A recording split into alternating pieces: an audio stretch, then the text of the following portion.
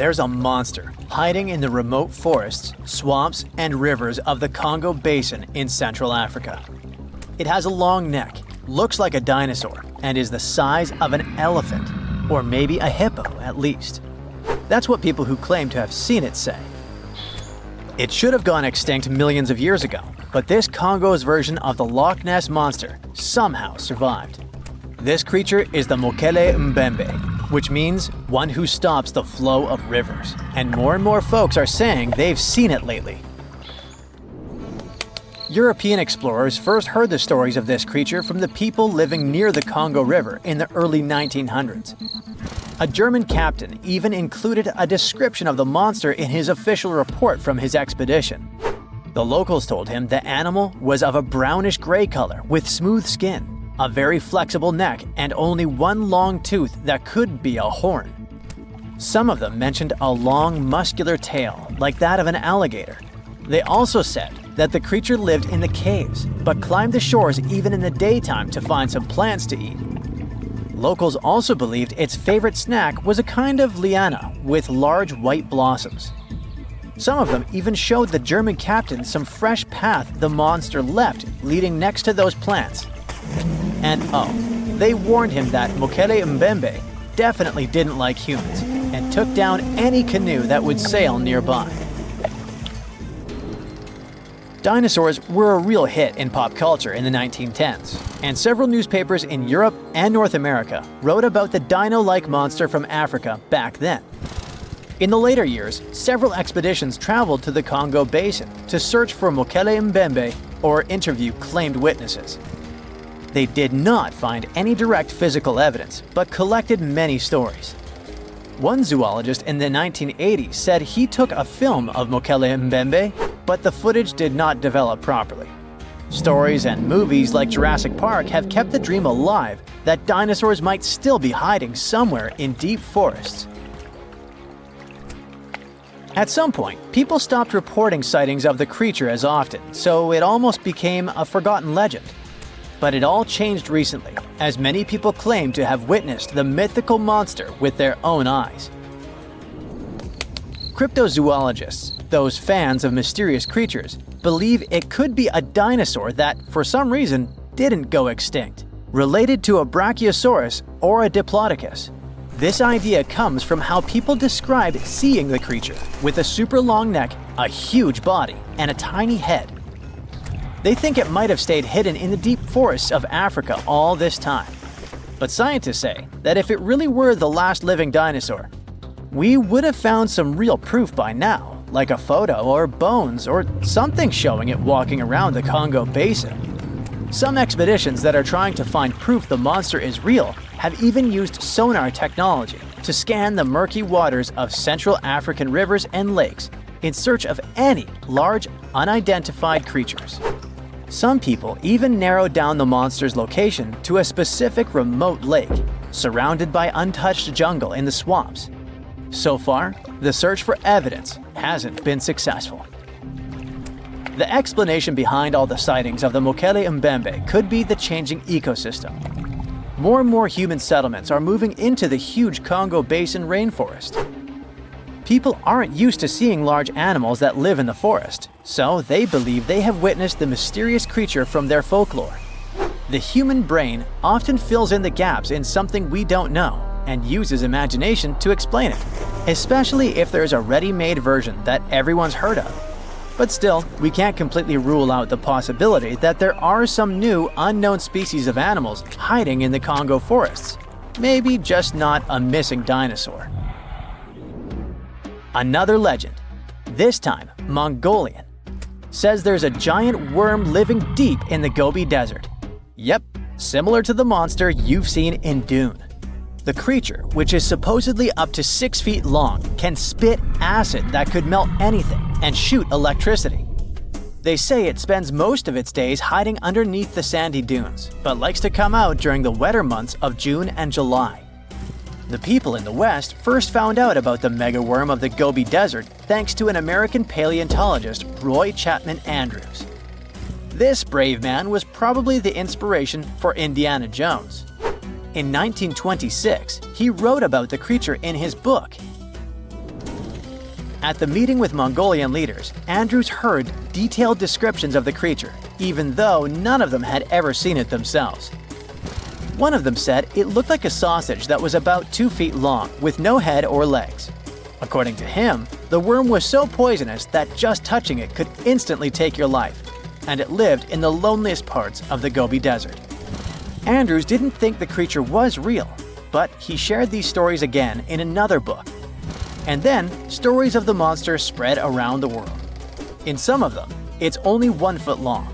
In others, it's as large as a human. Some say it looks like a snake, and some describe it as a caterpillar. Some people claim it has wings and can fly, and others think it could be a supernatural evil being without a body. The color of the creature also remains a subject of debate. It could be white-gray, brown, or even bright red. The stories of witnesses are probably so different because the creature doesn't even exist. In 1983, one scientist who was visiting the region heard that an old man had managed to finally catch the mysterious worm. He also found out there was a nest nearby and decided to risk it all and see it. But instead of a scary monster, there was a tartar sand boa inside. Luckily for the scientist, this snake is non-venomous, but it does have gray-brown scales and could match the description of the giant worm. When he showed it to the locals, supposedly all of them said it was the monster they had seen. Big expeditions from America, Britain, and New Zealand came to the Gobi Desert to try and find the creature. Many other adventurers came from all around the world on their own, but found no evidence the monster was real. But many Mongolians are sure the death worm is no fantasy. If you don't believe there's a monster in the Gobi Desert, how about one in Lake Worth in Texas?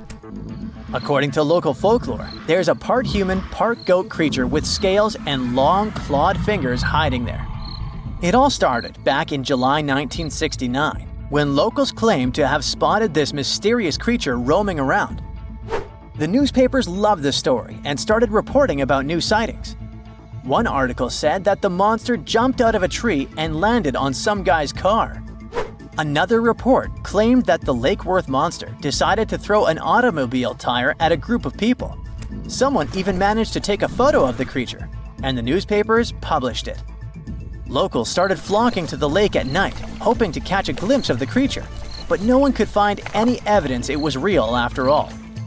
The author of the monster's photograph later said it was most likely someone's prank, because the creature really wanted to be seen. Then, a reporter from the local newspaper received an anonymous letter saying that it was 3 high school students who decided to dress up and scare people. Even despite this, some cryptozoologists think it could have been an undiscovered primate species that walks on 2 legs. We don't know if the Worth monster is real, but it does one good thing and brings together the local community. Every year since 2009, they throw the Lake Worth Monster Bash. Now, if Earth's history were a movie, we humans would only take up the last second of the end credits. Our planet has been around for about 4.6 billion years, but our human story began about 300,000 years ago in Africa. Now, our ancestors had some wild adventures in nature. They could have run into creatures so big they'd make today's elephants look like puppies. The woolly mammoth is a pretty famous animal, sure. His cousin, though, the Columbian mammoth, not so much. This giant used to roam places from Canada all the way down to Mexico. Unlike the furrier woolly mammoths, which hung out in colder places, these animals had shorter hair, resembling huge elephants. They also had incredibly large tusks, like 12 feet worth of spiraling sturdy tusks. And they weren't just for show, they came in handy when facing predators. That includes our ancestors. If you think about sloths these days, you're picturing these adorably slow creatures. They couldn't possibly be in your list of most dangerous animals. Well, their grandparents might have. For starters, we call them ground sloths, and they vary a lot in size. Some were as big as rhinos, and others, like the Megatherium, were as colossal as elephants. Imagine seeing a 20-foot-long sloth which doesn't mind chewing on some meat every now and then, at least in theory. Ever heard of Bigfoot? Well, our next animal kind of looks like him, but is a distant cousin to orangutans. Meet Gigantopithecus, the largest primate to ever call our planet its home. Standing tall at 10 feet and weighing more than 600 pounds, these animals were amazing to look at in real life. Unlike Bigfoot, they weren't constantly hiding. In fact, it's believed they were peaceful and gentle creatures. Sadly, they faded away about 100,000 years ago, mainly because their food sources slowly became unavailable. Those lush, fruity forests they called home eventually turned into dry grasslands. Next on our list is the cave hyena. Weighing a chunky 250 pounds and standing 3 feet tall, these beasts were as long as a grown-up lying down. What's even more interesting about these creatures is that they love hanging out in groups. A pack could be as big as 30 of these animals, which meant they could easily take on even the biggest, heaviest mastodons. Our ancient families would have needed to stay alert around these hungry specimens. Sadly for these hyenas, about 20,000 years ago, their numbers started going down. Soon enough, they completely disappeared from the planet. Quick pop quiz. What's called a tiger but isn't really one? It's the saber-toothed tiger. I mean, sure, they belong to the feline family, but they aren't technically tigers. First appearing around 42 million years ago, in July, I think, many of their kind were gone before we even showed up. However, early Americans might have bumped into a couple of specimens from this group. If that really happened, it would have been quite the encounter. Think of the biggest wild lion today or the hefty Siberian tiger. These big cats also had some incredible features hidden in their fur. They were good at sneaking around, hiding, and pouncing on mammoths bigger than themselves. Their bite wasn't that strong, but they could open their jaws wide, like twice as much as a lion. And although their teeth were a bit on the weak side, they had buff forearms to pin down their dinner, giving those big fangs a purpose. Not the kind of kitty you'd want to play with. Dire wolves made their debut about 250,000 years ago. They were like the gray wolves we know today, but a lot stronger. While wolves these days stretch out to about 6 feet and tip the scales at 170 pounds max, dire wolves were about 5 feet and about 150 pounds. Found all over North and South America, they had admirable jaws, biting nearly a third harder than their modern counterparts. Also, their favorite snack was horses. But just like many other majestic beasts of the past, they faded away around 10,000 years ago. Now, names can be deceiving. Take the American lion, for example. It's not really a lion, it's more of a panther's big cousin. The other part of the name is correct, though. They did live in America about 330,000 years ago. This feline was no lap cat either. They were at the top of the wildcat pyramid, weighing a colossal 772 pounds. That's like stacking 4 grown men on a scale. Even the mighty African lion would look a tad bit shy beside these beasts.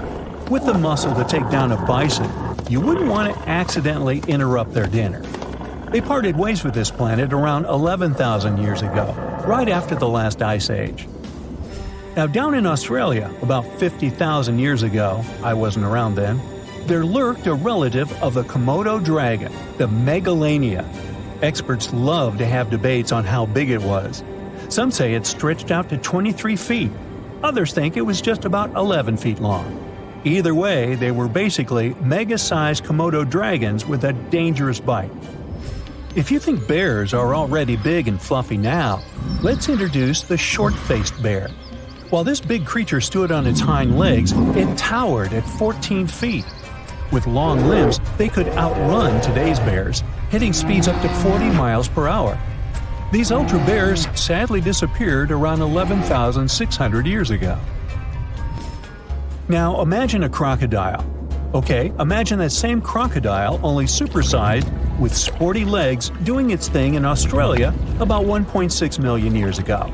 Well, say hello to the quincana. These crocs were extremely large, reaching 23 feet. And no, they weren't lazy river loungers. These creatures really love spending time on land.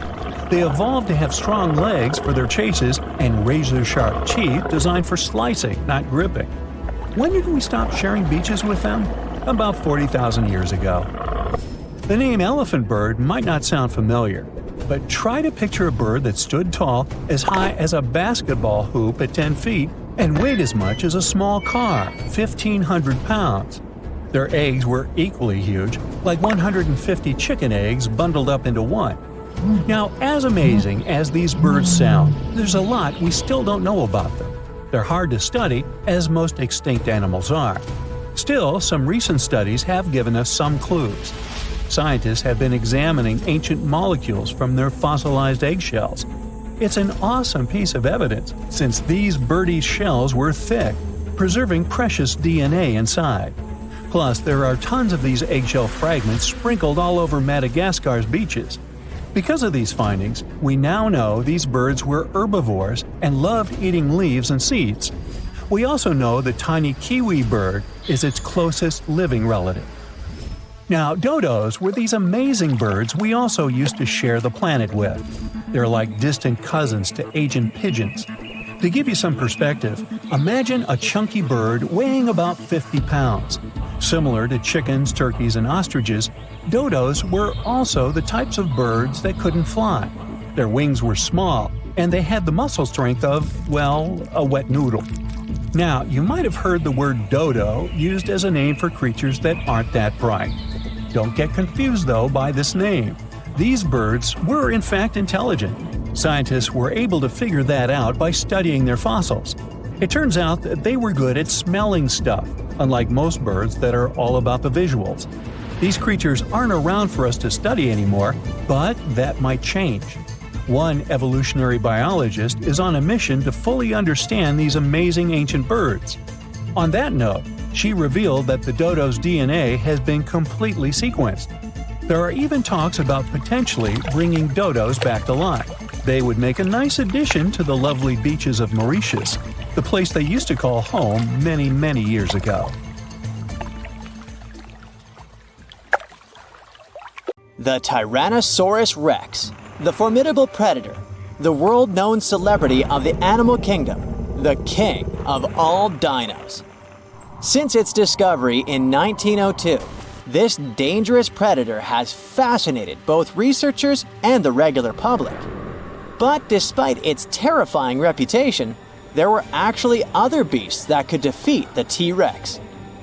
And one of the true nemeses of this dinosaur was the Triceratops, a herbivore. But despite its plant-based diet, the dino was huge and had two nightmarish large horns and a smaller one, along with thickened bones which added to its defenses and helped protect itself from dreadful predators like the T-Rex. This dino was something like proof that herbivores were no pushovers.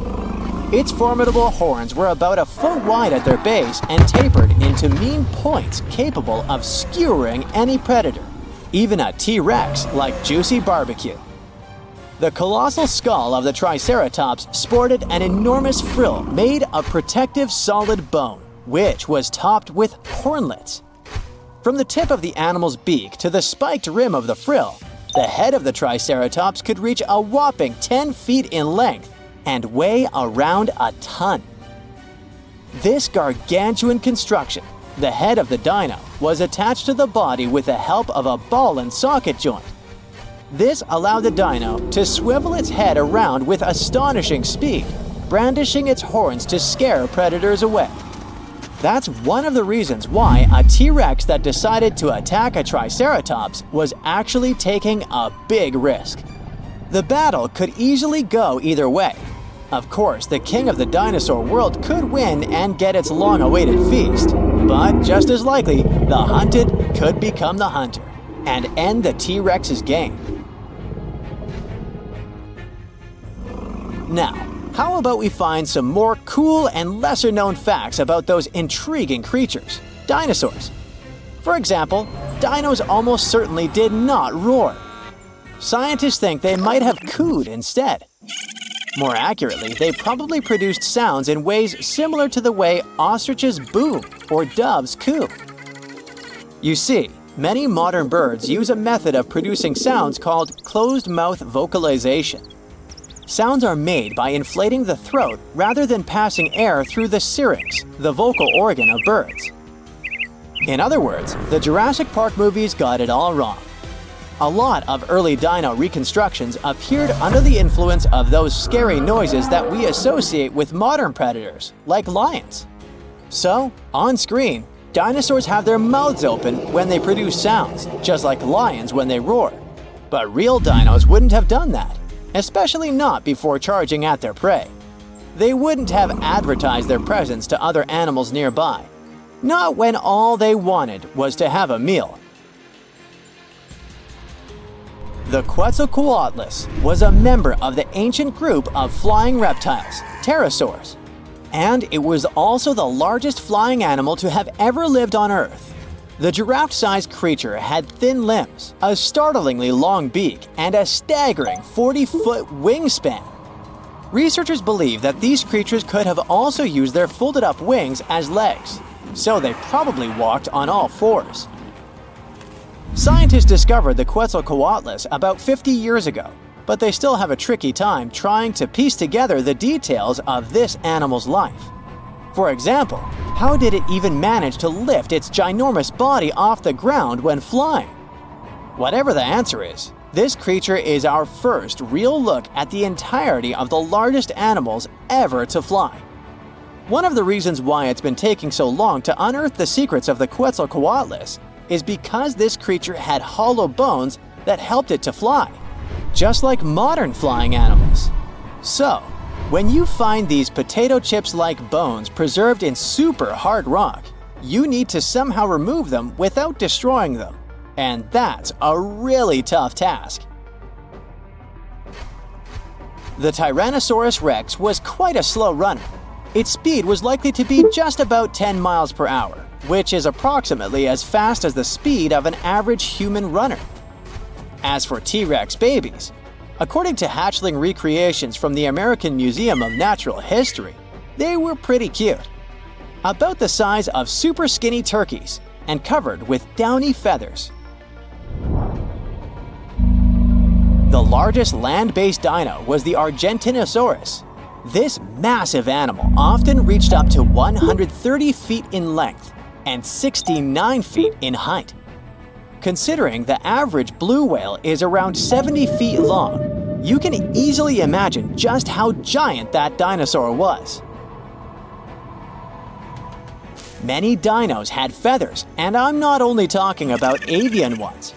The largest feathered dinosaur we know about was the Tyrannosaurus huali, which translates as a beautiful feathered tyrant. It was a super predator and cousin of the T-Rex. Scientists think that the dino most likely relied on its feathers to stay warm. However surprising it may sound, some of the biggest dinosaurs were actually herbivores. Let's take the Brachiosaurus and Apatosaurus, for example. These creatures were giant, but followed a plant-based diet. Now, I'm not sure if you should try it or not, but apparently, you can tell the difference between a simple stone and a dinosaur fossil by licking it. It may not sound like the most legitimate approach, but even paleontologists sometimes find themselves doing this. The thing is, if you lick a potential fossil, it will slightly stick to your tongue. That's because fossils are way more porous than stones. When dinosaurs first saw the light of day during the Triassic period, around 230 million years ago, Earth's continents were clustered together and formed one giant supercontinent called Pangaea. Over the next 165 million years, Pangaea slowly drifted apart, and that separated many dinosaur species from one another.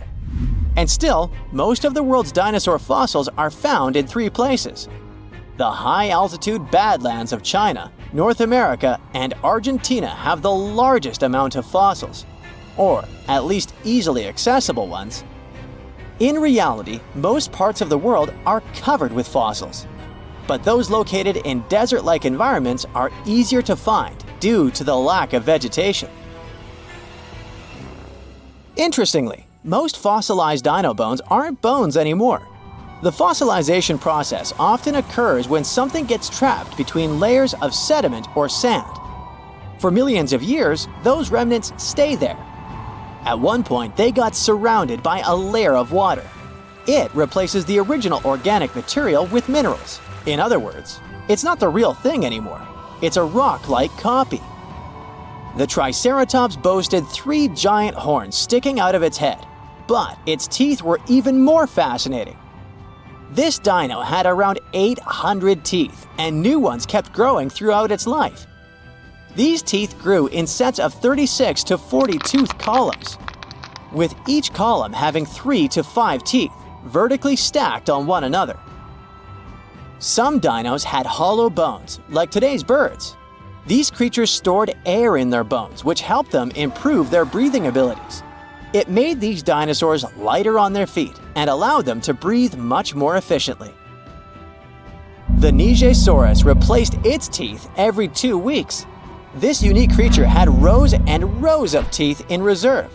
They were hidden away in its mouth, and when a set of teeth wore out, they fell out, and the next row moved into position.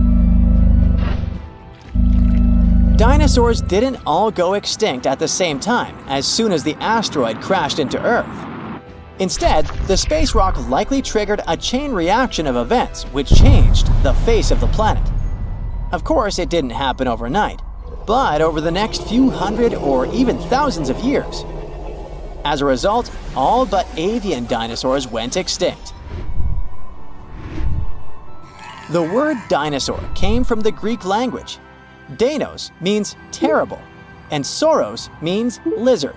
So basically, dinosaur can be translated to terrible lizard. You may object that not all dinosaurs were terrifying predators. This name might be appropriate for the T-Rex, but not, let's say, the tiny May.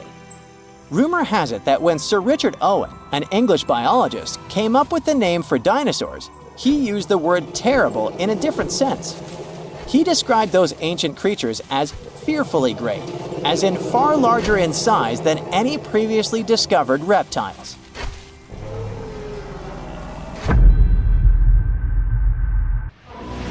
Ooh, from giant spiders to venomous snakes, we all get freaked out by Australian creatures. Yeah, me too.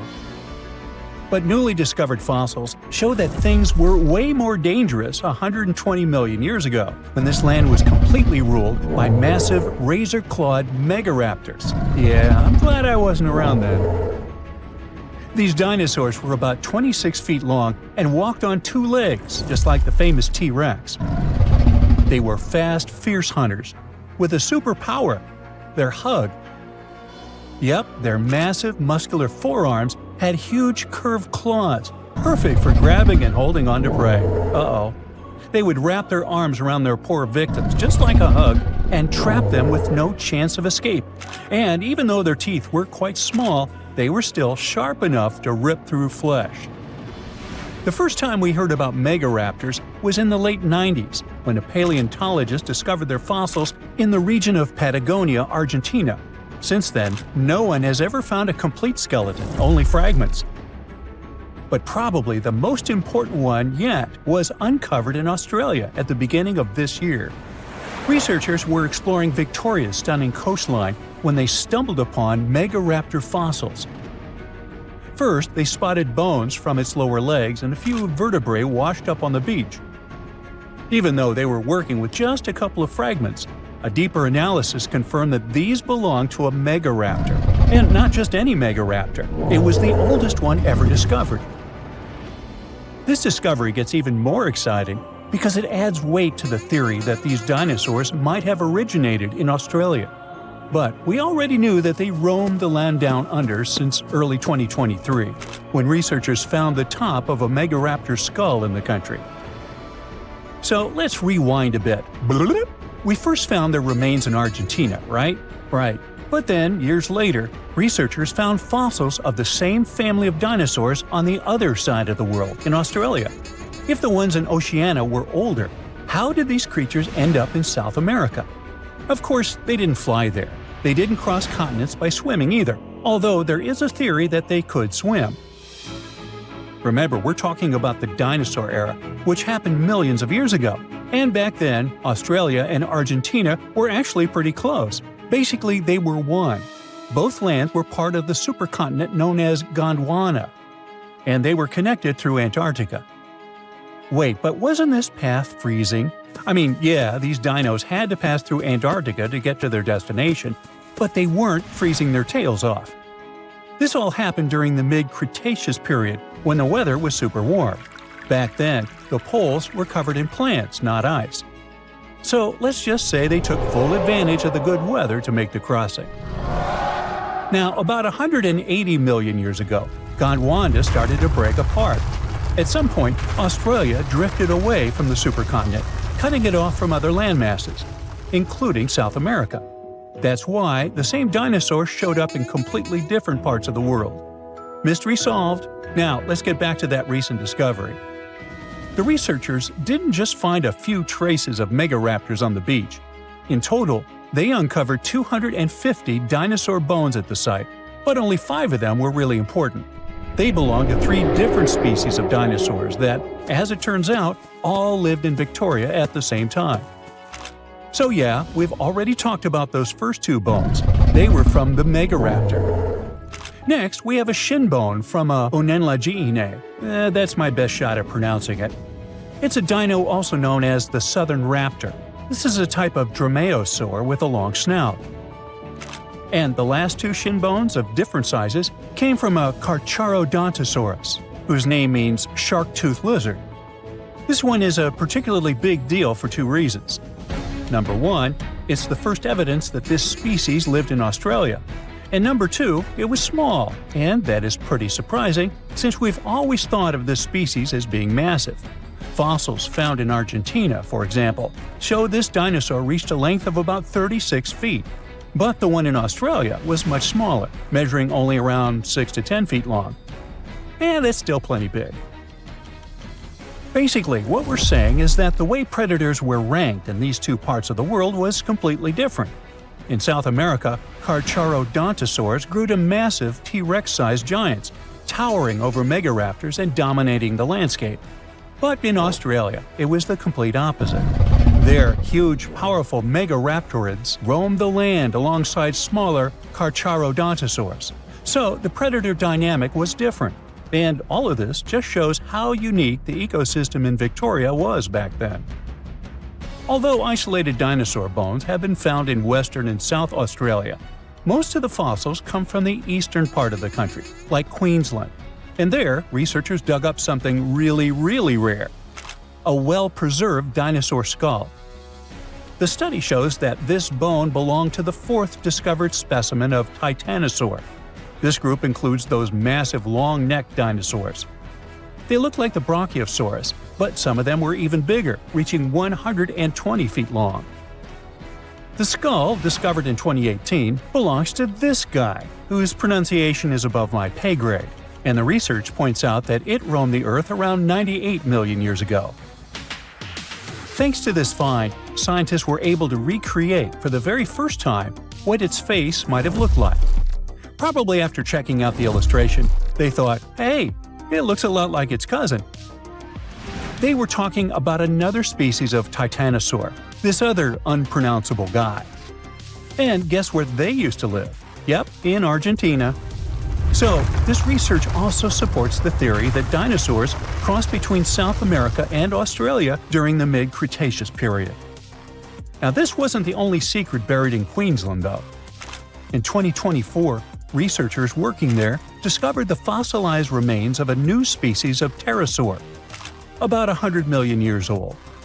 These creatures were the first vertebrates that could actually fly, existing alongside dinosaurs. They were massive, powerful predators, with wingspans of up to 36 feet. But these remains belong to a new species within the pterosaur group, which they have named Kunamatata, or something similar. Compared to their cousins, they were on the smaller side, with a wingspan of about 15 feet. Still, that's bigger than a snowy albatross, the largest flying bird we have today. This species of pterosaurs were terrifying beasts, flying over the ocean to hunt for prey. Once they spotted their victim, they'd snap open their 60-centimeter jaws, filled with sharp spike-like teeth, and, well, I guess there was no escaping that. The last incredible discovery we're talking about today also comes from Queensland. For over 20 years, students walked past a plain-looking rock at Biloela State High School completely unaware that it held 66 dinosaur footprints, and they date back about 200 million years. These prints were made by a group of these Latin-named guys. They were small dinosaurs with 3 toes on each foot, and it seems like they were all over Queensland around that early Jurassic period. The rock they found at the school worked like a snapshot, giving us a better idea of what these dinosaurs were like and how they behaved. After taking a closer look, researchers found that the footprints came from 47 individual dinosaurs. This group was probably walking along or maybe crossing a waterway when their footprints got marked in the white clay. And the study also discovered that they were likely moving at less than 4 miles per hour at the time. So we only discovered those marks in Australia. But fossils of the same species found in other countries showed that they had these long legs, a big chunky body, short arms, and this tiny head with a beak. But honestly, they don't sound as scary when you realize they only ate plants. Whew. Australia used to have its own giants. Those were huge animals that could have dwarfed anything living on this continent these days. Scientists found the remains of many of those ancient creatures in the Narracuta Caves in South Australia, 4 hours away from Adelaide. It's a lovely region, but it can be treacherous. Watch out for holes the ground is pocked with. Known as pitfall traps, many of them are no wider than a coffee table. They're deep and plunge into the darkest of caverns. One of such caverns is called Victoria Fossil Cave, and it's a treasury that's been hiding the bones of around 45,000 animals for centuries. Some of the oldest bones belong to creatures far more terrifying than any animal you can encounter today. Those were the ancient Australian megafauna, huge beasts that roamed the continent during the Pleistocene epoch. During those, there were giant snakes, huge flightless birds, wombat-like creatures the size of a rhinoceros, and many others. One of the largest examples of the Australian megafauna scientists have discovered so far is the Diprotodon. That giant herbivorous creature was 10 feet long and 6.5 feet tall, and weighed more than 6,000 pounds, about as much as a small Asian elephant. Even though this terrifying beast didn't eat meat, it could have smashed other animals with its sheer weight. Scientists have found the remains of hundreds of such creatures all over Australia, so it's safe to say that no other animal from that time or in that location was larger than this giant. Despite its creepy appearance, the Diprotodon was a relative to the modern-day wombat, and those are known to sometimes pounce humans. The Diprotodon had toes that pointed inward and were well suited for digging burrows. On the other hand, Diprotodon was a giant, and it was unlikely that it used to do so. It was likely a trait it had inherited from its smaller burrowing ancestors, or it could have used its claws to search for roots. This theory is supported by the fact that the animal's pouch was facing backward. It prevented any dirt from collecting inside while the creature was digging. Since this animal was so big, it didn't have to worry much about predators. Up until 60,000 years ago, when the first humans appeared on the continent, full-grown Diprotodons only had to look out for creatures like the Quincana. Measuring in at a whopping 20 feet long, the Quincana was a land crocodile. It lived in Australia from around 20 million to 40,000 years ago. It disappeared along with most other mega creatures of the last ice age. It's thought to be the result of the first humans coming to the continent. Even though the Quincana was extremely fast and dangerous, it was possible that this creature got out-competed by human hunters who took all available prey. Unlike modern crocodiles that are mainly aquatic, that mighty beast was a land dweller. Scientists figured it out by studying the Quincana's legs. They were able to support and carry the body clear off the ground. It means there was no escape for ancient people once the Quincana spotted them. Modern crocodiles can only push themselves along on their bellies. Such an adaptation allowed the Quincana to chase its prey for long periods of time, exhausting it in the process. Another creepy feature of this ancient monster was its teeth. Aquatic crocs have conical teeth. Those are great for gripping and holding on to prey underwater. But Quincana had knife-like teeth, ideal for slicing soft-bodied animals like mammals. Another Australian monster, Thylacoleo, wasn't all that large, but it didn't make it any less terrifying. It was still among the top predators and the biggest carnivorous animals in Australia. This creature was a true oddity of nature, even by prehistoric standards. First, its teeth resembled not those of a regular predator, but those of a rodent. Its front incisors were enlarged, taking the place of canines. Premolars were also shaped like blades. They were used for cutting flesh and bone. At first, scientists thought that Thylacoleo used those teeth to eat nuts and fruits. But later, a study showed that the use of such teeth was better suited on necks and spines. Uh-oh. The jaws of this ancient creature were immensely powerful. A 220-pound Thylacoleo had a bite force similar to that of a present-day 550-pound lion. It means that the animal could easily bring down prey much larger than itself. Then there was Thylacoleo's tail. It had strong muscles which provided the animal with the ability to use the tail as support when tackling large prey. The Thylacoleo had retractable claws, and this feature is very uncommon among marsupials. It allowed the animal to keep its razor-sharp hooks from getting blunt and could help it get a better grip on its prey. Scientists are quite sure that, like today's leopards, the Thylacoleo could climb trees and jump on other animals from above. It was done so fast and stealthily, they never knew what hit them. The creature's rear feet support this theory. The first toe there was reduced, but the foot had a rough pad like what modern-day possums have. It allowed them to have a better grip while climbing. Right after scientists found the first skull of the Meliolania, this animal was classified as a lizard. That's why its name translates to small groomer. But after they discovered more complete fossils, it turned out that the Meliolania was a giant turtle. But that's not all. It was one of the largest land turtles to ever have existed. The main reason researchers initially believed the creature to be a lizard was the fact that its skull was adorned with a series of spikes. It's something the modern-day horned lizard can boast. But even after discovering the true nature of the Meliolania, scientists still don't know how to properly catalog it. It might have been a creature that folded its neck under its spine, or it could have folded it to the side. Beside those defensive mechanisms on its head, the Meliolania was also equipped with a spiked tail, which was probably used to prevent predators from attacking the animal from behind. Most species of the Meliolania disappeared around 2,000 to 3,000 years ago because of humans who hunted them to extinction in both Australia and on the surrounding islands. It took around 2 centuries for these turtles to go extinct in that region of the globe. The Megalania was a giant Australian lizard that existed at the end of the Pleistocene epoch. It looked like a Komodo dragon and the Australian monitor lizard, which are both believed to be Megalania's closest living relatives. Fossils tell us that the ancient animal was anywhere from 15 to 26 feet in length. Ow! The youngest fossil remains of this ancient Australian monitor lizard date back to about 50,000 years ago. The first indigenous settlers must have encountered Megalania, which led to the lizard's extinction. Originally, scientists thought that the Megalania was the only member of the genus Megalania, but these days it belongs to the genus Varanus, which means that the prehistoric creature is closely related to other Australian monitor lizards. Our next giant creature on our list was once dubbed an ostrich on steroids. I mean, look at it. It was the last of the thunderbirds to go extinct in Australia.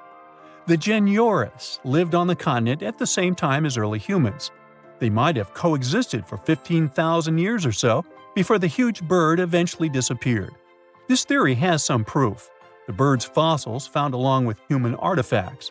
Some cave paintings also depict flightless birds similar to the Genyornis in size and shape. Although it wasn't the largest bird in Australia, the goose-like creature was still as tall as a grown-up man and weighed around 550 pounds. Even a modern-day ostrich can be dangerous if it feels threatened. Imagine meeting its giant prehistoric relative. Scientists are still arguing about its diet. Many believe the creature was an herbivore, but there's still a chance that the Genyornis was a partial scavenger. Its small, stubby wings and powerful hoof-like legs hint that the bird could have been a plant eater. But its huge beak and exceptionally deep lower jaw evoke suspicion. Such features are highly unusual in birds. So, let's consider velociraptors as pets. Yeah, walking your dino in the park, playing fetch, and we probably could have it now if it hadn't been for those pesky asteroids. To be fair, we ended up with mammals, which, let's face it, it was a pretty solid trade. But here's the big question. Why didn't reptiles make a grand comeback? Why did mammals rise instead? The answer, believe it or not, involves fungi. Yup, the same stuff that gives you athlete's foot and ruined your leftovers also wiped out dinosaurs. Welcome to the weirdest twist in extinction history. It all started with a very bad day 66 million years ago, when a 9-mile-wide asteroid crash-landed in what's now Mexico. The space rock was moving so fast that it vaporized on impact, punching out a crater 10 times its own size. Now, if you remember anything from your physics class, and no judgment if you don't, high speed means high energy. And that energy turned into a blast wave and heat so intense it could have cooked anything in the area instantly. And it didn't stop there. Tiny molten rock beads rained down globally, generating radiation equivalent to 20 million megatons. Forests caught fire, wildfires raged across continents, and the sky filled with soot and sulfuric acid. Earth turned into a planetary air fryer. Then came the blackout. With all that debris in the atmosphere, half of the sunlight couldn't reach the surface, making sea surface temperature drop by 13 degrees Fahrenheit. Within just a few weeks, the planet entered a literal impact winter. There was no sunlight for at least 2 years, and Earth experienced a 15-year-long climate collapse while the dust slowly cleared. 75% of all animal species completely disappeared. Those that survived the initial blast faced tsunamis, starvation, and the collapse of entire food chains. If you were a big animal, say over 55 pounds, your chances were basically zero. And if you were a plant, forget about it. No sunlight means no photosynthesis. And that means no plankton, no trees, no grass, and eventually no herbivores, which means no carnivores either. It was a domino effect straight into extinction. The Earth became a cold, dark graveyard. But there was one organism that looked around and said, "Yeah, this is perfect." And it was fungi. Now, fungi thrive in moist, dark, and decaying environments. Like a world blanketed in ash full of dead trees and rotting animals. With no sunlight and plummeting temperatures, fungi had a once-in-a-lifetime chance to take over. And they did. Fossil records show widespread fungal contamination in the period after the impact. It was a global fungal bloom, like the moldy icing on an apocalyptic cake. Now, this was great news for fungi, but terrible news for reptiles. See, fungi aren't just harmless mushrooms. Many are pathogens, and they love cold-blooded creatures. Reptiles, including some of the dinosaurs that survived, were ectothermic. This means that they relied on external heat sources to warm their bodies. In a normal situation, a nice sunny rock would do the trick. Bask in the sun, raise your internal temperature, and fight off infections. It's like an induced fever, because, unlike mammals, like me, their bodies don't do it for them. And yes, I'm a mammal too. But there was no sun, remember? And a cold reptile is a sluggish reptile. Their metabolism slows down, which might sound like a good thing, because it means they can survive on less food and oxygen. But in this new hostile world, it was a disaster. They had less energy to move, less energy to hunt, and couldn't even digest food properly. Their bodies were colder, weaker, and easier for fungi to invade. Reptile reproduction was hit hard too. Most reptiles lay eggs, which are usually buried in the soil or left in hidden nests. But with the soil now damp, cold, and riddled with fungal spores, those eggs became easy targets. Spores penetrated the thin eggshells, destroying the embryos before they could hatch. So not only were adult reptiles struggling to fight infections, but their future generations were being wiped out in the nest. This vulnerability isn't just ancient history. We still see reptiles and amphibians struggling with fungi today. There's a type of fungi, hey, you try to pronounce this, that decimated frog populations. And reptiles in colder or poorly maintained environments have to deal with fungal skin infections. Which brings us to the protagonists of the era, mammals. At the time of the impact, mammals were tiny scrappy creatures about the size of a rat. But they had a secret weapon, actually several. First off, mammals are warm-blooded, something scientists call endothermic. They produce their own body heat, and that alone gives them a major edge, because most fungi can't tolerate temperatures above 98.6 Fahrenheit. So, while reptiles were freezing and being turned into fungal buffets, mammals were literally too hot to handle. Their warm bodies acted like natural shields against infection. And then there's reproduction. Mammals carry their young inside their bodies. This means that their developing babies were safe and warm, insulated from the hostile external environment, instead of being exposed to the unfriendly world, protected just by a fragile shell. No eggs? No problem. Their metabolism was another secret weapon. Their fast-burning energy systems let them move more, hunt more, and eat more. And because they were small, they didn't need a lot of food. And here's the cool part. Mammals probably ate fungi. Yep, the same organisms ruining the lives of reptiles. And this fungal diet might have helped them boost their immune systems, giving them an evolutionary edge. Over generations, this resistance was passed down, which explains why fungal infections mostly give us an annoying rash, but still wreaks havoc among reptiles. Of course, not all dinos were cold-blooded. In fact, some massive creatures, like the T-Rex, were warm-blooded. But, warm-blooded or not, their size worked against them. You know, giants need giant meals, and in the post-impact world, those meals didn't exist. Being warm-blooded helps, sure, but not when you're too big to feed. Small dinosaurs, however, were a different story. Some survived, and we call them birds. Their small size meant they were lighter and needed less food, and their feathers helped with insulation. Being able to fly was also a flex, since they could reach food in higher places. Their beaks and guts were adapted for flexible diets, and bigger dinos were definitely picky eaters. Evolution did its thing, and the line between birds and dinos blurred forever. The same survival playbook worked for mammals. Small size? Check. Safe reproduction? Check. Versatile diets? Double check. While the rest of the world was on pause, mammals scurried through the underbrush, dodging disaster and waiting for the dust to settle. And then it did.